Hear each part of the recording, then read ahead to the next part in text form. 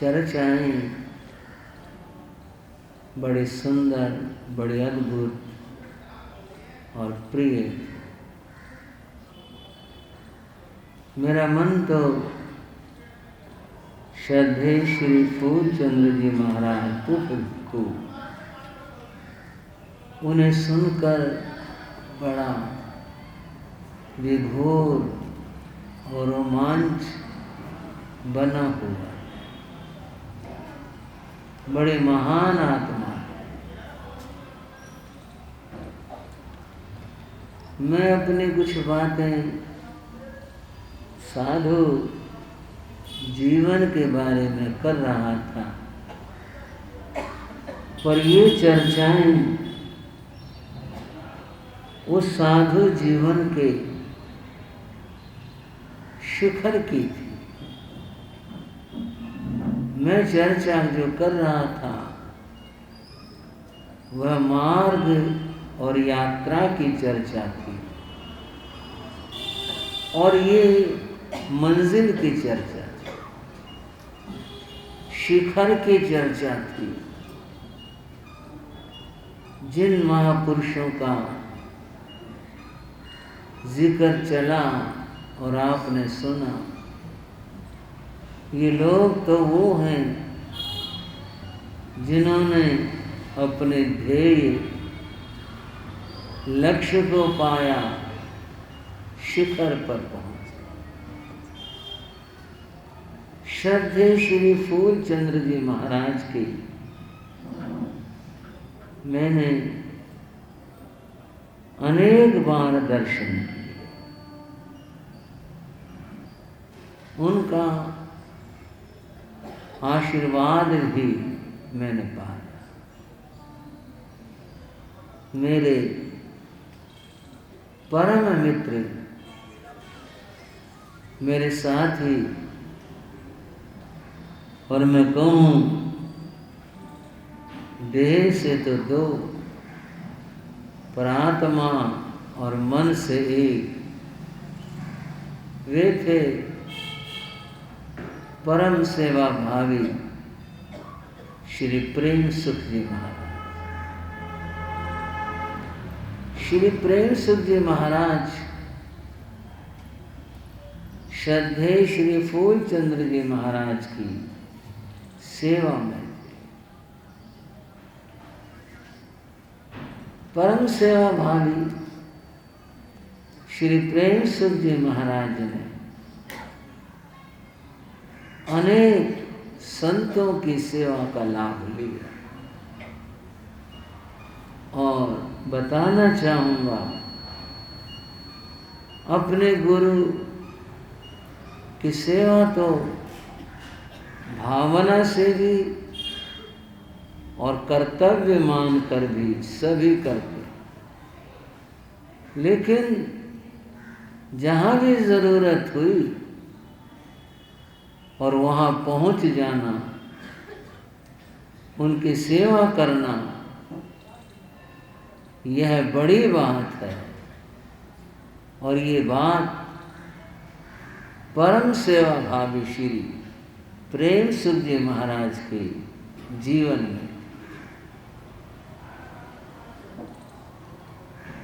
श्रद्धेय श्री फूलचंद जी महाराज की सेवा श्री प्रेम सुख जी महाराज ने की।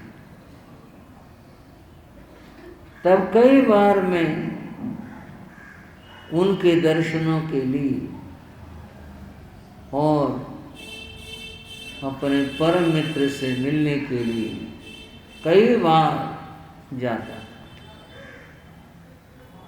श्री फूलचंद जी महाराज वही वृद्ध थे, बड़े थे, बहुत प्यार करते, सिर पर हाथ फेरते, कमर थपथपाते और बातें होती। एक दिन मैंने पूछा, महाराज आप भारत में बहुत स्थानों पर पधारे, विचरण किया, कोई ऐसी बात फरमाओ, बताओ जो चुनौती की हो और रोमांच की हो। कोई ऐसी बात आपके जीवन में उन यात्राओं में घटी? बड़े प्यार से बोले, मुनि सुनना है? मगर हाँ जी सुनना है। बोले हम बिहार में एक गांव में पहुंचे, अब वहाँ जैनों का तो कोई था ही नहीं। बोले एक थी जगह है, वहाँ ठहर गए। 3 बजे से हम बाहर गए तो गांव के बाहर एक मैदान था और मैदान में जैसे अंग्रेजी का वाई अक्षर होता है, समझ रहे हो ना, वाई अंग्रेजी का। बोले ऐसे खूंटियां गड़ी हुई थी वाई अक्षर की। हमें बड़ा लगा भाई पशु बांधने की जगह तो ठीक है, खूंटे गड़े होते हैं और कीले होती हैं मोटी लोहे की, जैसे भी ये खूंटे होते हैं, ये वाई सारी वाई यहाँ पर इस तरह की खूंटियां गाड़ रखी।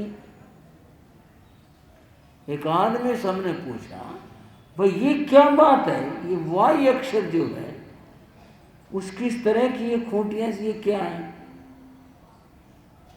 उसने अपनी भाषा में जो कहा और बोला उसका भाव था। बोले आप पहली बार आए हो क्या इधर? बोले हाँ जी। बोले ये यहाँ बलि देते हैं और उसकी बकरे के गर्दन वाई में लगाकर इसे फंसाकर रस्सी बांधकर और एक झटके से काटते। बड़ी कल्पना भी कर आती है ना, तो बड़ा ऐसा लगता है कितना भयंकर, कितना भयंकर काम और पाप। बोले मैं वहां ठहर गया, ये तो बड़े पाप की बात है। कुछ और लोग इकट्ठे हो गए। मैंने कहा भाई ये किस लिए होता? बोले यहाँ रिवाज है जी, ये ऐसा करते हैं। वो ऐसे पाप का काम और रिवाज ये क्या? वो तो उत्तर नहीं दे सके। हम लौट आए। शाम को मैंने गांव के सरपंच को और लोगों को बुलवाया। पहले तो आए नहीं बड़ी मुश्किल से, फिर आगे मैंने पूछा भाई ये सब पाप क्यों करते हो तुम यहाँ पर? बोले जी हमारे गांव को एक शाप है, जिनके यहाँ भी लड़का होगा, जन्म लेगा, वो परिवार जो है एक बलि देगा। तो यहाँ बलि दी जाती है, ये खूंटियाँ जो है वो उसकी हैं, तो इसलिए लोग आते हैं बलि दे के जाते हैं। तो ऐसा पाप क्यों करते हो? बोले जी ये ना करें तो लड़का मर जाता। ये गलत धारणाएं और अज्ञान ये पाप का मूल है। होगी कोई घटना, वो इतनी जम गई थी, उन्होंने कहा भी ऐसे छोड़ो, बस छोड़ नहीं सकते, बच्चे मर जाते हैं यहाँ, तो इसलिए ये तो कोई भी नहीं छोड़ सकता, ये तो करते करते यहाँ पर।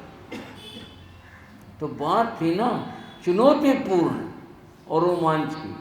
मैंने कहा भाई मेरी जिम्मेदारी है, अगर कोई बच्चा हो और ये बंद कर दो, बलि ना दो और मर जाए, मेरी जिम्मेदारी है। बोले बाबा तो जाता रहेगा, तेरा पता है कुछ? और किसी का नुकसान होगा फिर तेरा क्या है? एक तरह से बात उनकी अपनी जगह थी। बोले तेरा क्या, तो जाता रहेगा। मैंने कहा भाई बात यह है, ये प्रथा बंद करो। और उन्होंने जो भी शास्त्र की बातें बताई वो तो बताई। बोले सारी बात ठीक है, पर हम इसे बंद नहीं कर सकते। फिर उन्होंने कहा भाई मैं 2 महीने यहीं रहूँगा, उस गांव में नहीं, आसपास में दाएं बाएं इधर उधर तुम्हारे परिचय में रहूँगा। किसी के यहाँ बच्चे का जन्म हो तो महीना इंतज़ार करवाना, 2 करवाना, मेरी जिम्मेदारी है। अगर वो मर जाए, और सुन लो बात, अगर वो मर जाए तो मेरी गर्दन पकड़ करके खूंटियों में लगा देना और मेरी बलि दे। बोलो श्रद्धेय श्री फूलचंद्र जी महाराज के। इतनी बड़ी चुनौती कोई दे सकता है? क्यों भाई? ये बात कहने का मामला नहीं था। वो सब लोग तो उस तरह के थे, उनके लिए बात बड़ी भी नहीं थी। कोई बलि दे देना, और वो भी आदमी, कोई बड़ी बात नहीं थी उनके लिए।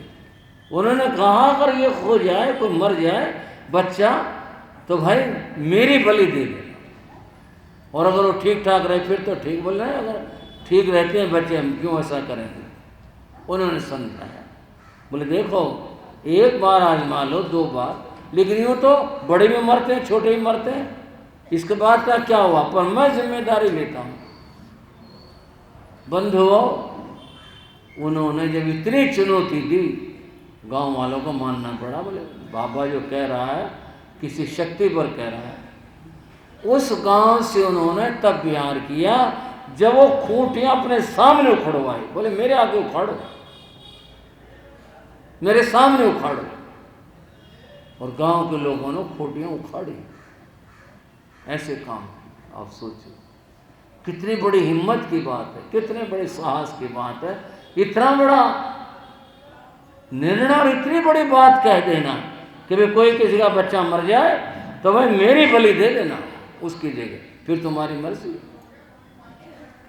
लोगों को मनाया, समझाया, खूंटियां उखाड़ कर फिर वहां से विहार किया। अब बोलो, कुछ अनुमान लगाओगे उस महापुरुष के विषय में कि वो कितने महान थे, कितने हिम्मती थे, कितने अद्भुत थे, और कितनी बात। हाँ जी, उपाध्याय बहुत सारी बातें उनसे सुनने का, कहने का, बोलने का काम। बहुत ही प्यार देते थे, बड़ा दुलार करते थे। और बंधुओं, एक दिन उन्होंने मेरे से पूछा क्या पढ़ते हो? मैं उन दिनों भगवती सूत्र की स्वाध्याय कर रहा था। मैंने कहा जी भगवती सूत्र की स्वाध्याय करो। अच्छा, बहुत अच्छी बात है। शास्त्र पढ़ते हो? शास्त्र पढ़ा कर। फिर उन्हें कुछ पता चल गया, और पता आपको भी चल जाएगा, लेकिन आगे की बात नहीं, इतनी रखना।